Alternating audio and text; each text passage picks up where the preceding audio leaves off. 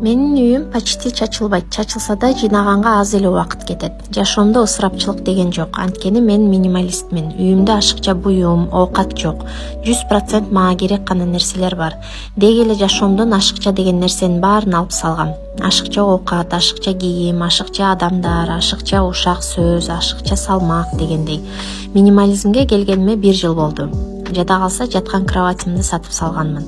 Жаткан комнатам өзү кичинекей болсо, кровать таңкыйып орун ээлеп турчу. Канчалаган адамдын үйүндө колдонулбаган оокат, кийилбеген кийимдери толтура. Жөн гана энергияңарды соруп жатат. Ошол колдонбогон оокатты, кийимди алам деп элдер кредиттен кредитке батып жатат. Кухняда болсо, конок келгенде коебуз деген сервистериңер чаңдап турат.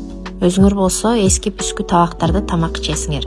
Өзүбүздү сыйлаганды үйрөнөлү. Эгер минимализм, Турция жана 2 улуттун жашоосу кызык болсо, анда мага каттала кетиңиздер.